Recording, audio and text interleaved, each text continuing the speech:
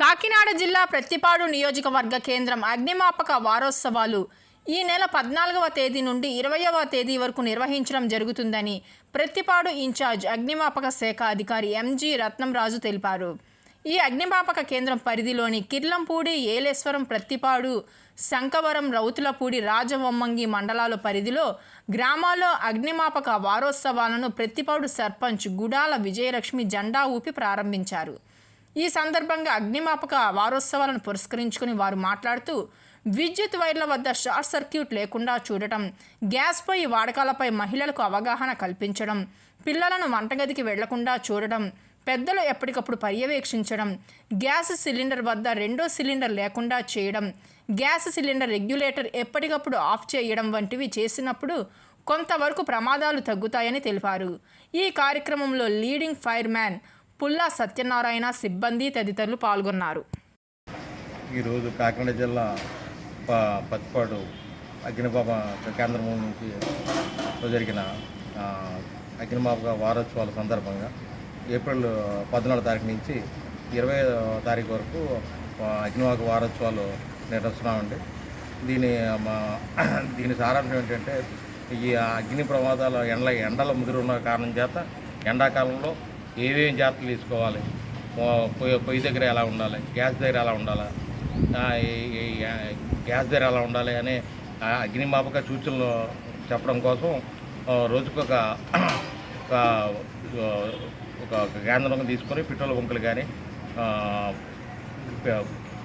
కానీ, cinema hall కానీ, hospital కానీ, స్కూల్స్ దగ్గర ఈ అగ్నిమాపక వారోత్సవాల నిమిత్తము ఫైర్ ఎండాకాలంలో ఫైర్ జరిగితే ఏం చేయాలి అనే దానికోసం ఈ అగ్నిమాపక వారోత్సవాలు ఇది 14వ తారీఖు నుంచి 20వ తారీఖు వరకు ఉంటాయండి.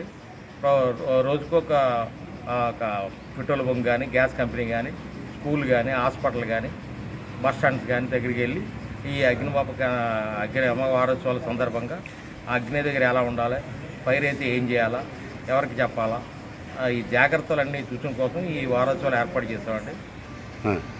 మన ప్రత్తిపాడు అగ్నిమాపక కేంద్రం పరిధిలో మొత్తంగా 6 మండలాలు అయితే ఉన్నాయండి.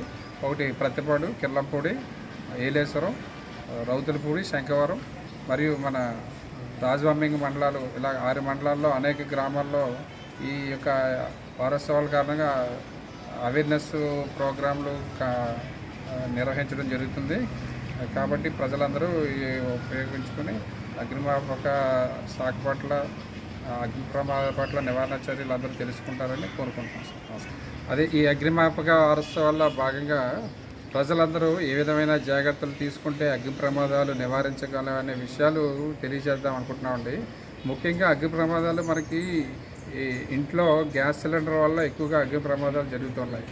గ్యాస్ మనం యూజ్ చేసేటప్పుడు ఏ విధంగా యూజ్ చేయాలి, గ్యాస్ సిలిండర్ కింద పెట్టాలి, స్టవ్ అనేది పైన పెట్టాలి. వంట స్టార్ట్ ముగించిన తర్వాత రెగ్యులేటర్ అనేది కంపల్సరీగా ఆఫ్ చేసుకుని వెళ్ళాలి. స్టవ్ దగ్గర, రెగ్యులేటర్ దగ్గర ఆఫ్ చేసుకున్న తర్వాత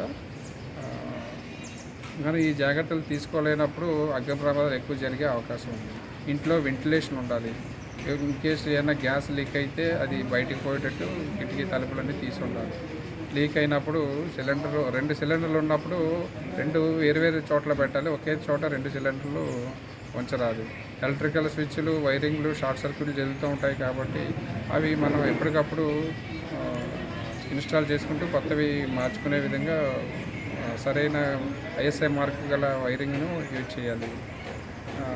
ఇంకా ఎక్కువగా గత పొలాల్లో అయితే వరి కుప్పలు అవి ఫైర్ అవుతూ ఉంటాయి, అలాగే తాటాకిళ్ళు ఫైర్ అవుతూ ఉంటాయి.